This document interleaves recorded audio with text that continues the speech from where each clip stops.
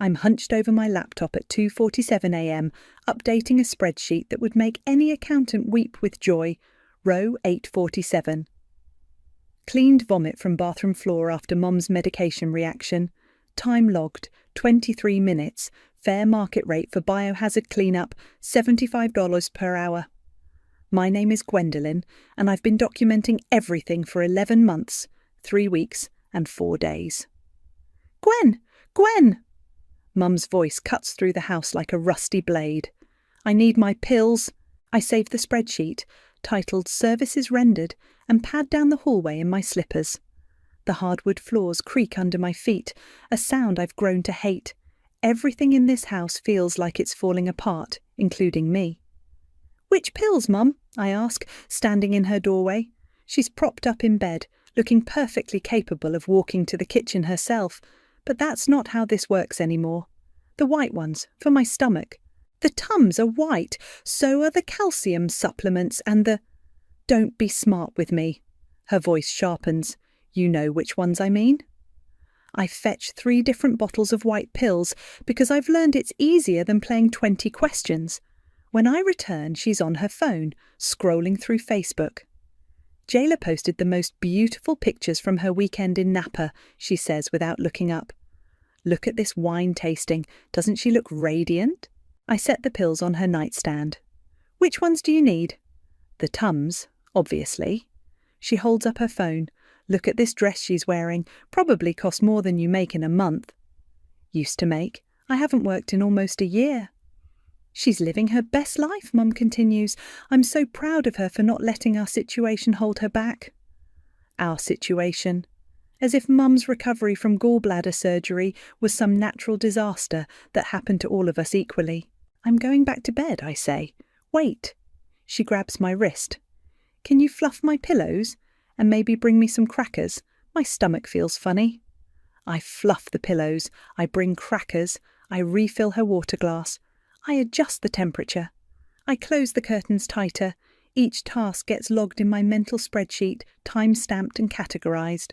Back in my room, well, my childhood room that I moved back into, I update the file.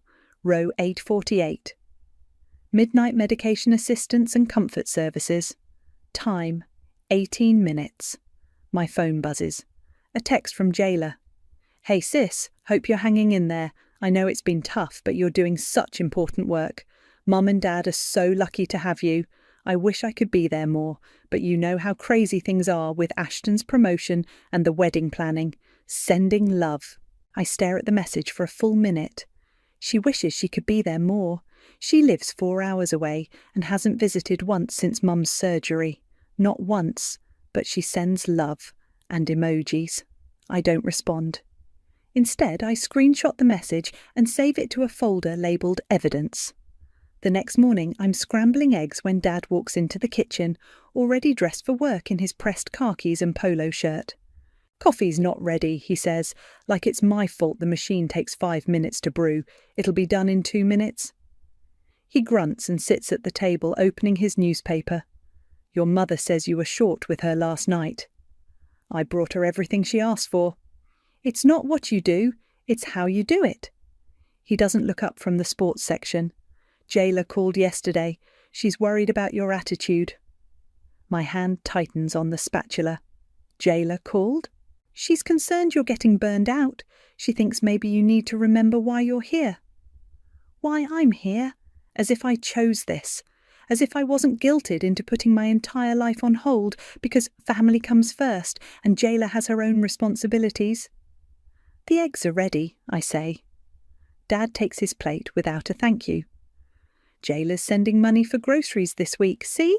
She contributes however she can. I know for a fact Jayla hasn't sent money. I handle all the household finances now, but I don't say anything. I just add it to my mental list. False claims about financial contributions. Later, while Mum naps and Dad's at work, my friend Bianca calls. How are you holding up? She asks. I'm fine. Gwen, come on, you sound exhausted. I am exhausted. I'm exhausted from being the only one who shows up. I'm exhausted from being treated like hired help instead of a daughter. I'm exhausted from watching my parents worship Jayla from afar while treating me like I'm invisible. They're going to expect you to do this forever, you know, Bianca says gently. Your mum's been cleared for normal activities for weeks now. I know. So when are you going home? When are you going back to your job? I don't answer because I don't know. Every time I bring up leaving, Mum suddenly has a setback. Dad reminds me that family takes care of family. Jayla sends a text about how grateful she is that I'm there, so she doesn't have to worry. You need to set boundaries, Bianca says. I will. When? Soon. After we hang up, I open my laptop and look at my spreadsheet. 847 rows of data. 11 months of documentation. Every task, every insult, every moment of being taken for granted, all carefully recorded with timestamps and fair market rates. I'm not just documenting my life anymore, I'm building a case, and something tells me I'm going to need it. 3 weeks later, I'm on my hands and knees at 3 a.m, scrubbing urine out of the bathroom grout with a toothbrush. Mum's accident happened because she didn't want to use her bedside commode, said it made her feel like an invalid. I'm so embarrassed, she whispers from the doorway, clutching her robe. It's fine, Mum. Accidents happen. You're such a good daughter. I don't know what I'd do without you. I keep scrubbing. The ammonia smell burns my nostrils, but I've learned that wearing gloves makes me look dramatic, according to Dad. Jayla called earlier, Mum says. She's planning to visit next month. Next month. Always next month with Jayla. That's nice. She sounded so stressed about work. That new marketing campaign is really taking a toll on her. I sit back on my heels. She sounded stressed?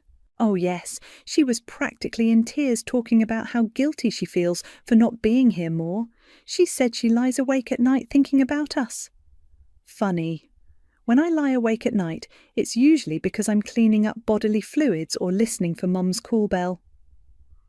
The next evening, Dad sets up his laptop for Jayla's weekly video call. It's become a family event.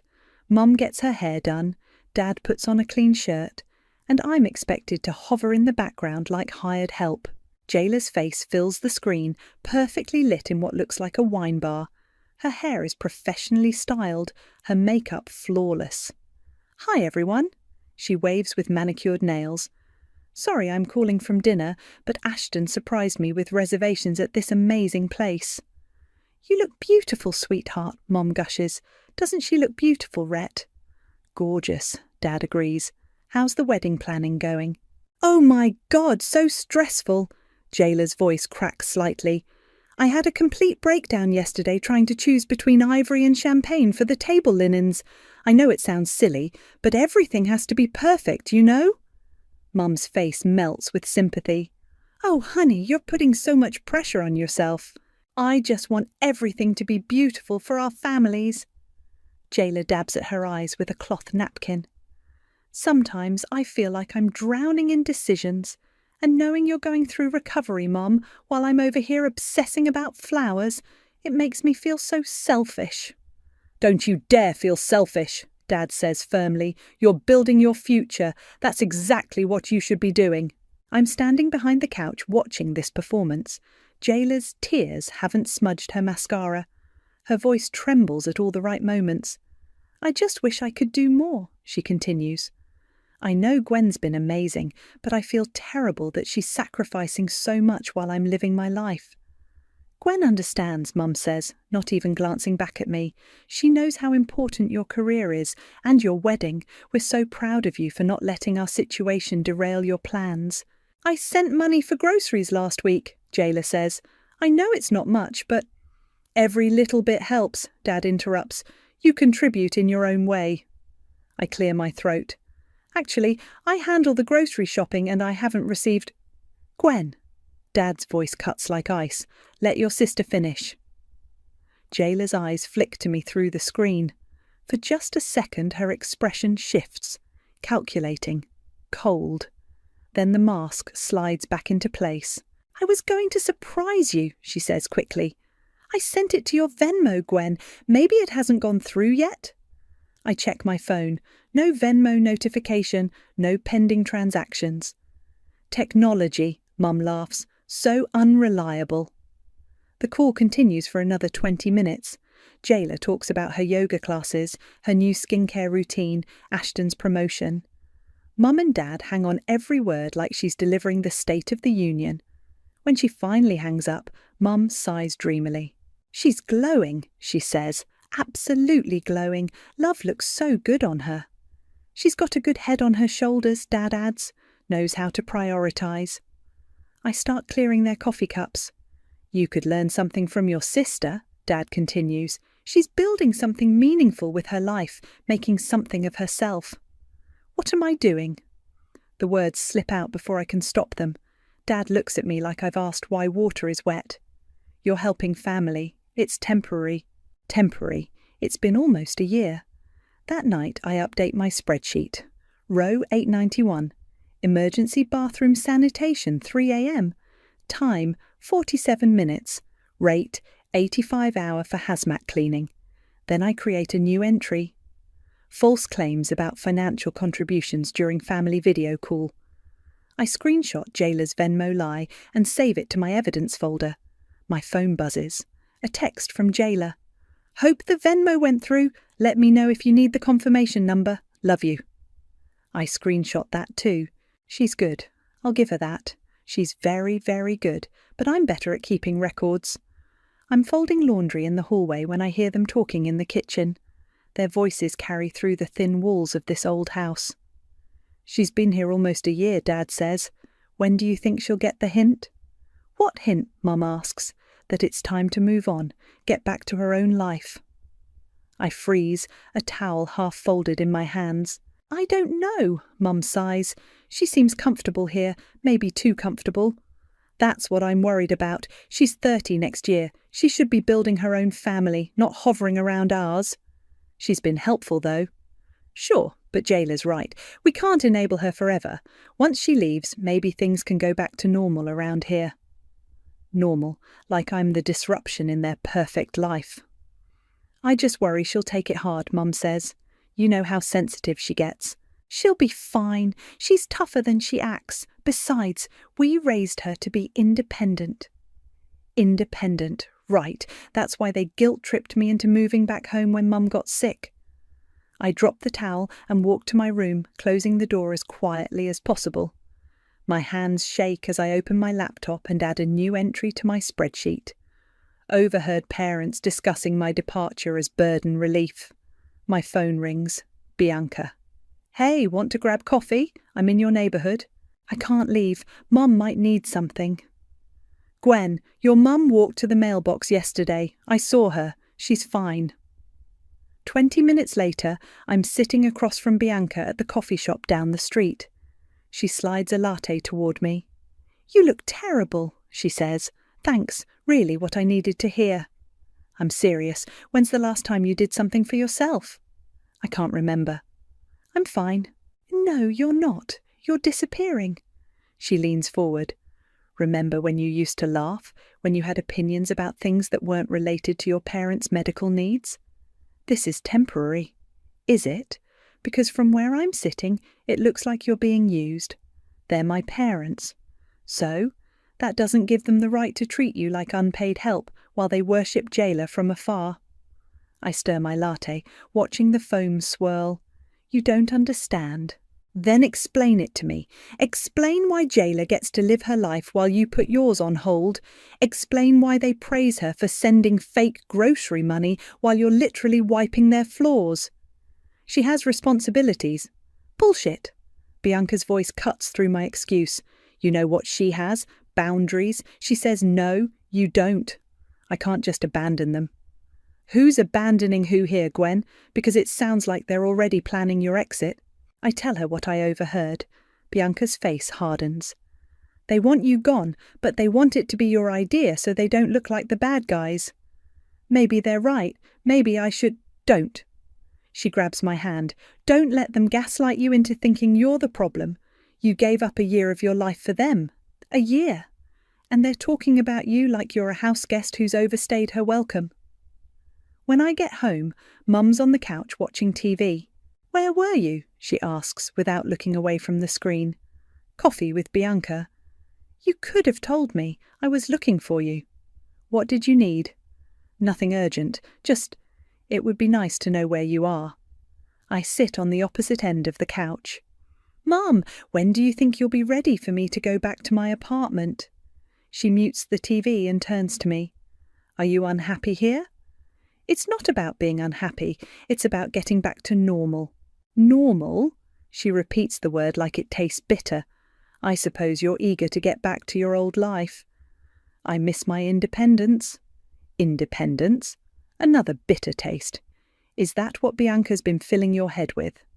This isn't about Bianca, isn't it? You come back from coffee with her and suddenly you're talking about leaving. Mum's voice takes on that wounded tone she's perfected. I thought we were closer than that. We are close, but I can't stay here forever. Forever? It's been less than a year. Jayla lived here until she was 25. Jayla was in college, then she was saving money for her own place. And what are you doing? Saving money? The question hits like a slap. I haven't been saving money. I've been spending my savings to help with household expenses while providing free labour. I need to think about my future, I say. Your future. Mum turns the TV back on, volume louder than before. Well, don't let us hold you back. That evening, I'm cleaning out old boxes in my room when I find a family photo from 5 years ago. We're all at Jayla's college graduation. She's centre stage in her cap and gown, beaming. Mum and Dad flank her, arms around her shoulders. I'm there too, but barely. Half my body is cropped out of the frame, like whoever took the photo forgot I existed. I stare at the image for a long time. Even in our family photos, I'm an afterthought. I take a picture of the photo with my phone and add it to my evidence folder. Then I update my spreadsheet with the day's events. Emotional manipulation regarding departure timeline and guilt tactics deployed when independence mentioned. My phone buzzes. A text from Jayla. Mum says you're thinking about moving out. Don't feel pressured. You're doing such important work there. I screenshot it and save it with the rest. She's good at this game. They all are. But I'm learning the rules. Mum's final doctor's appointment is on a Tuesday. I wake up at 6 a.m. to prep everything. Insurance cards, medication list, her comfortable shoes, a snack in case she gets dizzy, bottled water, tissues, and the cushion for the car seat because the regular seats hurt her back. Did you remember my sweater? She asks as I help her into the passenger seat. It's in the back. What about my phone charger? In your purse. My reading glasses? I point to the case clipped to her shirt. She's been cleared for normal activities for weeks, but these appointments still require the full production. At the doctor's office, I fill out the paperwork while she sits in the waiting room, scrolling through Facebook. The receptionist hands me a clipboard. Are you the daughter? She asks. Yes. You've been here for every appointment. That's so sweet. I smile and say nothing. What else would I say? That I'm here because no one else will be. Dr. Martinez calls us back. Mum grips my arm like she's walking into surgery instead of a routine follow-up. Everything looks perfect, Margaret, he says, reviewing her chart. Full recovery, no restrictions. You can resume all normal activities. All activities? Mum asks. Everything. Driving, lifting, exercise, travel. You're completely healed. Mum nods, but her grip on my arm tightens. Any questions? Dr. Martinez asks. What about heavy lifting? I ask. She can lift whatever she could lift before surgery. No limitations. Household chores? All fine. Cooking? Margaret, you can do everything you did before. You're healthy. In the car, Mum stares out the window. Good news, I say. Yes, good news. But she doesn't sound happy. She sounds worried. That evening, Dad comes home with a bottle of champagne. Celebration time, he announces. Our girl is officially back to normal. He pops the cork and pours 3 glasses. We toast Mum's clean bill of health. I'm so relieved, Mum says. I was worried there might be complications. The doctor said you're perfect, I remind her. Doctors don't know everything. Dad raises his glass again. To Margaret and to Gwen for taking such good care of her mother. We drink. It should feel like a victory, but something's off. The celebration feels forced, like we're all pretending this is what we wanted. After dinner, I clean the kitchen while my parents watch TV. I load the dishwasher, wipe the counters, sweep the floor. The same routine I've done every night for 11 months. "Gwen," Mum calls from the living room, "can you bring me my pills?" "Which ones?" "The usual ones." I bring her pill organiser. She takes her vitamins, the same vitamins she could take herself. From the kitchen she could walk to herself, using the legs that work perfectly fine. "Thank you, sweetheart." I go back to cleaning. Dad joins me in the kitchen. "You've done a good job," he says, drying a wine glass. "Thanks." "Your mother's lucky to have you." "She's healthy now. She doesn't really need me anymore." Dad sets down the glass. "Well, she's used to having you around. Change is hard." "Change is part of recovery. Is it?" He looks at me directly. "Or is recovery about getting back to what works?" I don't answer. I just keep scrubbing the champagne glasses. Later, I take the trash out to the curb. Vienna, our neighbour, is watering her garden. "Hey Gwen," she calls over. "How's your mum doing?" "Great. Got the all clear from her doctor today." "That's wonderful. You must be so relieved." "Yeah." Vienna walks closer to the fence. "You know, I've been watching you this whole year. Every morning, every evening, running errands, taking care of everything. You're a saint." "Just doing what needs to be done. My daughter lives in Portland. When I had my hip replacement, she visited for a week, then went back to her life. Said I needed to learn to be independent again." Vienna laughs. "I was mad at the time, but she was right. Made me stronger." "Everyone's different." "True, but I hope your parents know how lucky they are. Not everyone would give up a year of their life like that." Back inside, I find Mum and Dad whispering in the kitchen. They stop when they see me. "Everything okay?" I ask. "Fine," Dad says quickly. "Just talking about tomorrow's schedule." "What's tomorrow?" "Nothing special, just normal stuff." Normal stuff, right. In my room, I open my laptop and stare at my spreadsheet. 1,247 rows of data. Nearly a year of my life, documented down to the minute. My phone pings with a notification. I've set up automatic calculations to run weekly, and the numbers have updated. Total hours logged, 3,247. Total value at fair market rates, $78,400. I stare at the number. $78,400. That's what this year cost me. Not just in lost wages, but in actual value provided. I screenshot the total and save it to a new folder labelled Final Calculation. Then I close the laptop and try to sleep, knowing tomorrow everything changes. I just don't know how yet. The next morning, Dad's waiting for me in the kitchen with his laptop open and a manila folder beside his coffee cup. "Sit down, Gwen. We need to talk." Mum shuffles in wearing her robe, even though it's almost noon. She sits across from me, avoiding eye contact. "What's this about?" I ask. Dad opens the folder and slides a printed document across the table. "We've been thinking about your situation here." I look down at the paper. It's an itemised list, typed in Dad's precise font. "Room and board for 11 months, I read aloud. "Utilities, groceries, household supplies." I scan down the list. "What is this?" "It's what you owe us," Dad says matter-of-factly, "for your stay here." The numbers blur as I read them. Rent, $800 per month. Utilities, $150 per month. Food, $400 per month. Miscellaneous household expenses, $200 per month. 11 months at $1,550 per month, Dad continues, plus initial setup costs for converting the guest room back to your old room. Total, $12,935. I stare at the paper. "You're billing me. We're asking you to contribute fairly to the household expenses you've incurred." "Incurred?" I repeat the words slowly. "I incurred these expenses." "You've been living here rent-free for almost a year," Mum says quietly. "We've been covering all your costs." "While I took care of you." "That was your choice," Dad says. "No one forced you to move back home." My hands start shaking.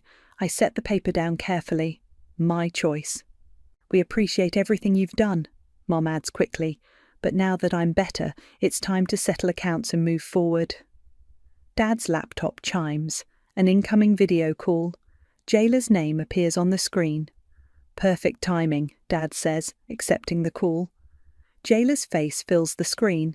She's in what looks like a coffee shop, perfectly made up as always. Hi everyone, Dad said you wanted to talk about Gwen's transition back to independence. We just showed her the accounting, Dad says, turning the laptop so Jayla can see me. Oh, good. Jayla's smile is bright and supportive. I think this is so healthy. Gwen, you've been amazing this whole year, but it's time for you to get back to your own life, right? I look at her through the screen. You think I should pay them $12,935? Well, you have been living there rent-free, and Mom and Dad have been supporting you financially while you took time off work. Time off work to take care of Mom? Right, but that was still your choice. No one asked you to quit your job. I didn't quit. I took a leave of absence to be Mom's caregiver. Same thing, Jayla says with a little laugh. The point is, you chose to prioritise family over income. That's beautiful, but it doesn't mean Mum and Dad should subsidise that choice indefinitely. Dad nods approvingly. Exactly. We've all made sacrifices this year. What sacrifices did you make? I ask Jayla. Her smile flickers. Emotional sacrifices. Do you know how hard it's been for me, knowing I couldn't be there? The guilt I've carried? The guilt. Yes, I've been in therapy dealing with it. That's a sacrifice too. I look around the table, at Dad with his itemised bill, at Mom with her guilty expression, at Jayla on the screen with her perfect makeup and her therapy bills. I anticipated this, I say calmly. Dad raises an eyebrow. Anticipated what? I stand up and walk to my room. They follow me with their voices. Gwen, don't be dramatic, Mum calls. We can work out a payment plan, Dad adds. I return with my laptop and set it on the kitchen table. You anticipated what? Jayla asks through the screen. I open my laptop and navigate to my spreadsheet. This conversation. The screen fills with rows and rows of data, dates, times, tasks, hourly rates. What is that? Mum asks. My records. Dad leans forward, squinting at the screen. Records of what? Everything. I scroll down slowly, letting them see the scope. Every task I performed, every service I provided, every hour I worked. Worked? Jayla's voice comes through the speakers. Gwen, you weren't working. You were helping family. Was I? I click to the summary tab. Because according to fair market rates for home healthcare, personal assistance, housekeeping, meal preparation, transportation services and medical support, I provided $78,400 worth of services this year. The kitchen goes silent except for the hum of the refrigerator. That's ridiculous, Dad says finally. Is it? You want to charge me market rate for room and board? I'm charging market rate for services rendered. You can't be serious, Mum whispers. I look at each of them in turn. You want $12,935 from me. I want $78,400 from you. Gwen, this is insane, Jayla says from the screen. You can't bill your own family. Why not? You just did. Dad closes my laptop. This is emotional manipulation. No, I say, opening it again. This is accounting. I click print. The printer in Dad's office starts humming. I'm giving you two options, I say, as I walk to collect the pages. Option 1, you tear up your bill, I tear up mine, and I leave today, forever. I return with a thick stack of printed pages and set them next to Dad's single sheet. Option 2, you pay my bill in full and I'll consider paying yours. Mum starts crying. Gwen, please, this isn't who you are. I look at her tear-streaked face. You're right. The person I was would have paid your bill and apologised for being a burden. I close my laptop and pick up my invoice. But that person is gone. Dad picks up my printed invoice with shaking hands. The pages flutter as he flips through them. Wound care assistance, $45 per hour, he reads aloud. Medication management, $35 per hour. Transportation to medical appointments, $25 per hour plus mileage. Those are standard healthcare rates, I say. I researched them thoroughly. Bathroom sanitation, Mum reads over his shoulder, her voice getting higher. Biohazard cleanup, $85 per hour. That's what professional cleaning services charge for bodily fluid cleanup. I have receipts for the supplies I bought. Jayla's voice crackles through the laptop speakers. Gwen, this is absolutely insane. You can't seriously expect. I can, and I do. I turn the laptop toward me. You want to talk about market rates? Let's talk about market rates. I scroll to a specific section of my spreadsheet. Live-in healthcare aid, $200 per day. I was here 365 days. That's $73,000 right there before we even get to the specialised services. Specialised services? Dad's voice is barely a whisper. Emergency response. I got up 17 times in the middle of the night for various crises. Emergency healthcare response is billed at premium rates. I click to another tab. Then there's the emotional labour. Therapy dogs charge $50 per hour for comfort services. I provided significantly more emotional support than a therapy dog. You're our daughter, Mum shouts. Daughters don't charge their parents for love. Love? I look at her directly. Is that what you call sending me a bill for living here while I took care of you? That's different. How? Because you chose to be here. Did I? Or was I guilted into it? I pull out my phone and scroll through old text messages. Here's what you texted me when you got out of surgery. The doctors say I need full-time care. Jayla can't leave her job. You're the only one who can help us. Please don't abandon me when I need you most. I show them the screen. Does that sound like a choice? Dad sets down my invoice. Even if we wanted to pay this ridiculous amount, we don't have $78,000. Then we have a problem. Gwen, please! Jayla's voice pleads through the speakers. Be reasonable. We're family. Are we? Because family doesn't bill each other for basic human decency. You're being hypocritical, she snaps. You just billed us. I'm being consistent. You established that family services have a price. I'm simply presenting my invoice. Dad stands up and starts pacing. This is extortion. No, this is business. You want to treat me like a service provider who owes you money? Fine, but it goes both ways. I open a new document on my laptop and start typing. What are you doing now? Mum asks. Writing a demand letter. I'm giving you 30 days to respond to my invoice. If you don't pay or negotiate in good faith, I'll pursue other options. Other options? Dad stops pacing. Small claims court has a limit, but I can file multiple claims. Or I could hire a lawyer. Breach of implied contract, unjust enrichment, elder abuse. Elder abuse, Mum gasps. Forcing someone to provide unpaid labour under emotional duress. It's a thing. Jayla's face on the screen has gone pale.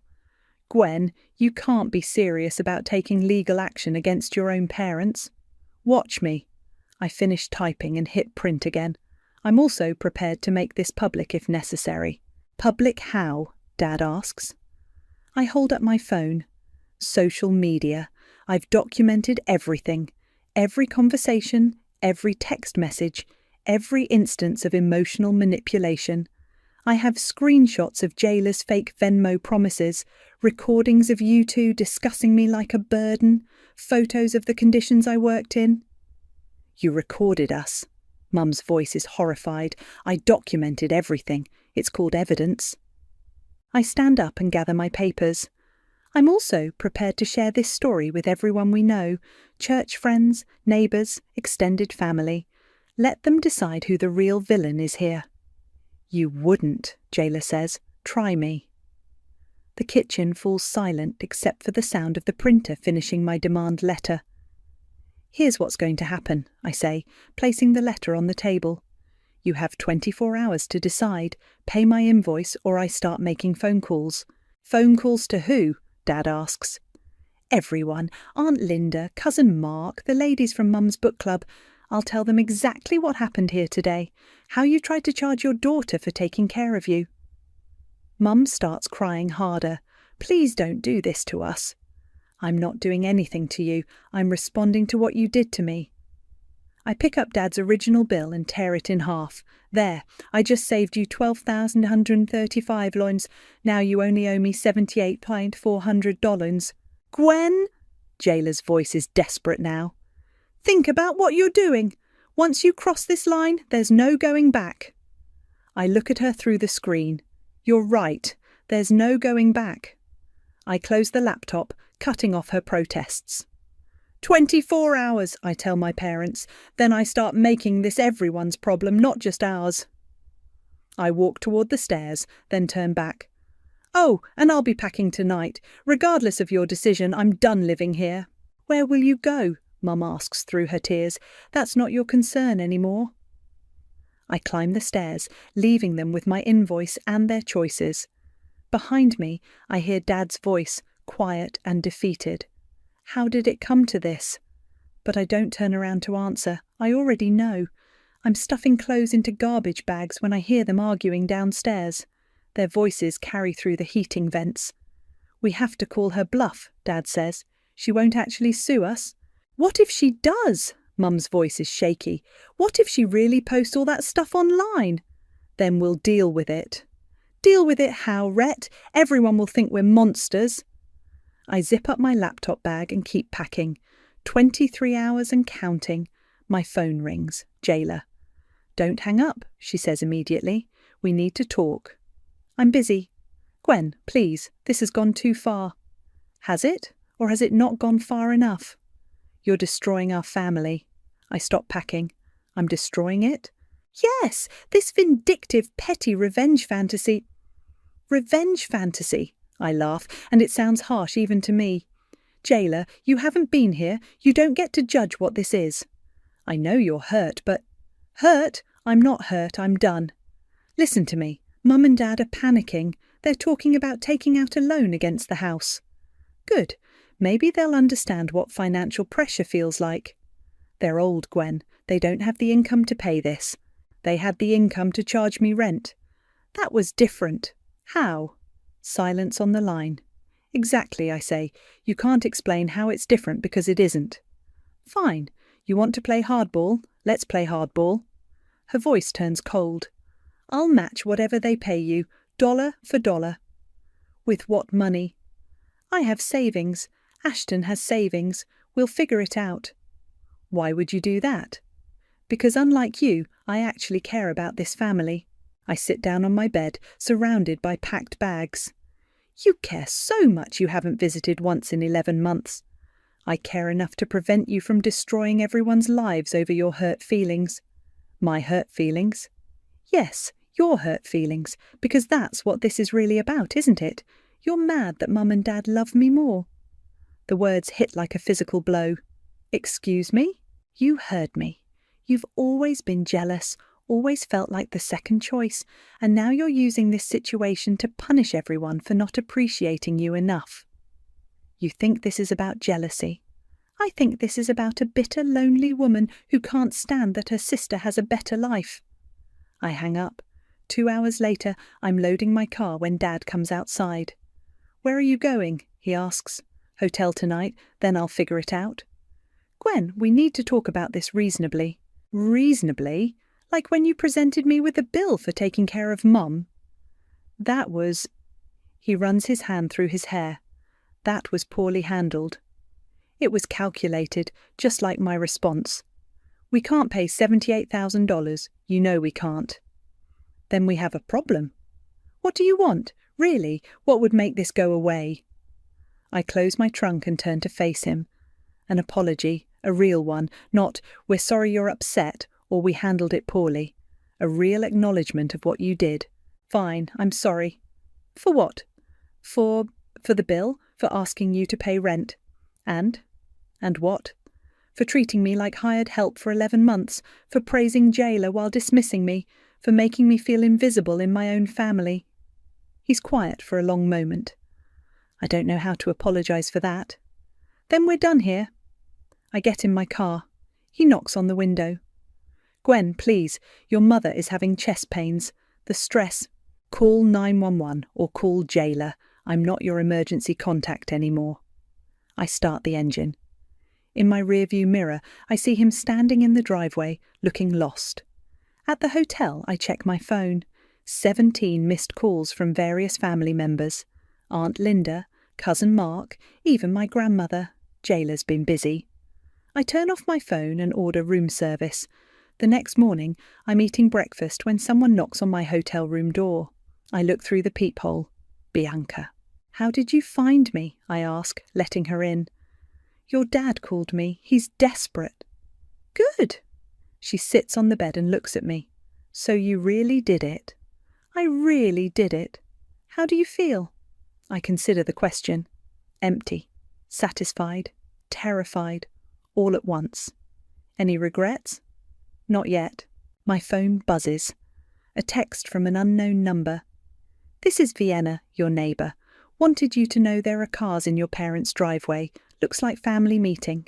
Thought you should know. Also, I heard what happened. Good for you. Some people need to learn the hard way that actions have consequences." I show Bianca the text. "Karma," she says simply. Is it? Or is it just me being vindictive? Does it matter? Sometimes vindictive is what people need to understand they've crossed a line. Another text, this one from Mum. "Please come home. We need to talk as a family." I delete it without responding. "What's next?" Bianca asks. I don't know. For the first time in a year, I honestly don't know what comes next. That's not necessarily a bad thing. No, I agree, it's not.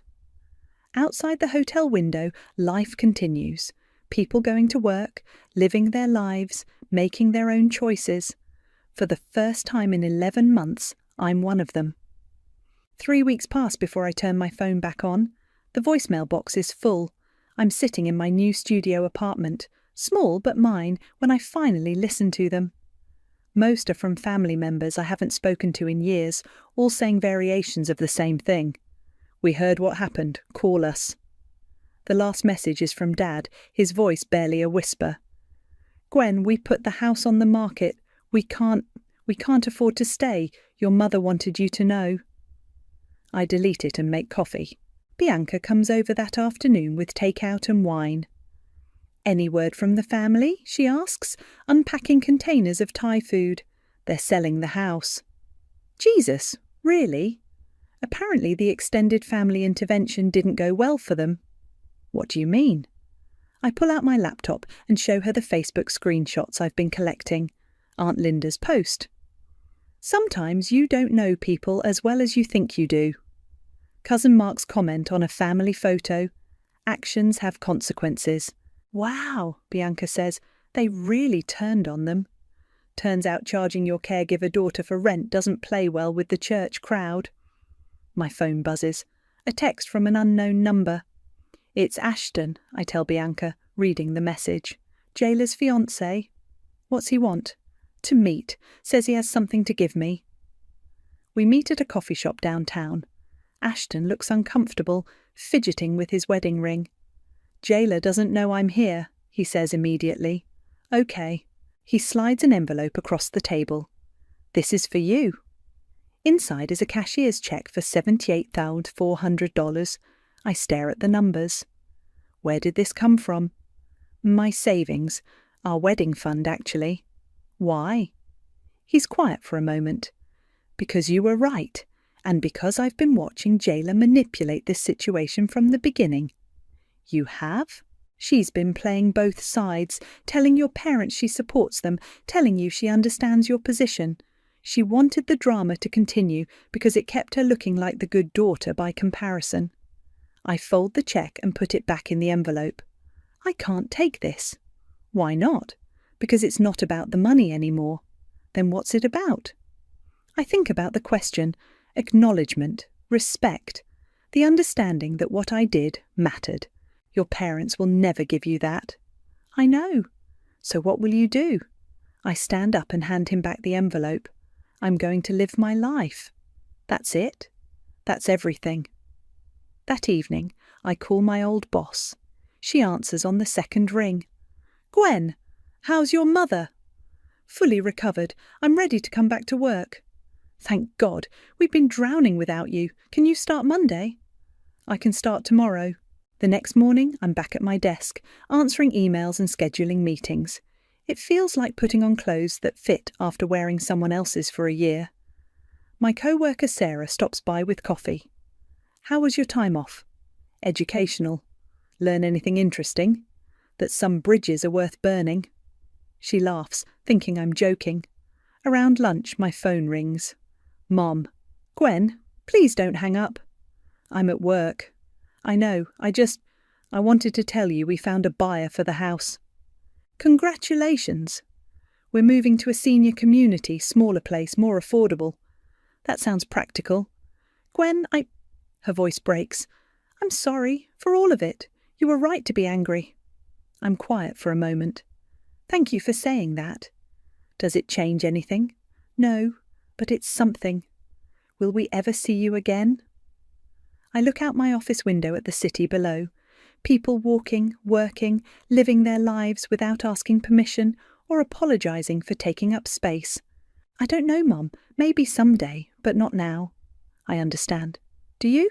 I'm trying to. After we hang up, I open my laptop and delete the spreadsheet. All 1,247 rows of data gone with a single keystroke. Sarah walks by again. Everything okay? Better than okay. That weekend, Bianca and I go apartment hunting. Not because I need to move, but because I want to. Something bigger, with a view, in a neighbourhood I actually like. You seem different, she says, as we tour a one-bedroom with hardwood floors. Different how? Lighter, like you're not carrying something heavy anymore. She's right. The weight I didn't even realise I was carrying is gone. My phone buzzes. A text from Jayla. Heard Mum apologised. Does this mean we can talk? I screenshot it, then delete it without responding. Some conversations aren't worth having. At the realtor's office, I sign a lease for the apartment with the view. When she asks for my emergency contact, I write down Bianca's name without hesitation. No family? The realtor asks. This is my family, I say, nodding toward Bianca. Walking out of the building, Bianca links her arm through mine. Any regrets? She asks. I think about the question as we walk down the busy street, about the year I gave up, the family I lost, the bridges I burned, and the life I'm building from scratch. None, I say, and mean it. Good, because I'm proud of you. For what? For finally putting yourself first. That night I sit in my current apartment, small but mine, and open my laptop. Instead of a spreadsheet, I start a new document. Not an invoice or a demand letter, but something else entirely. A job application for a position across the country. Better pay, better opportunities, a fresh start in a place where no one knows my story. I fill it out carefully, honestly, without asking anyone's permission. At the bottom, where it asks why I'm interested in relocating, I type, "Ready for a new chapter." Then I hit send. I may be alone, but I'm finally free. And that, after all the invoices, all the arguments, all the burned bridges, was something they could never afford to give me. But I could afford to take it.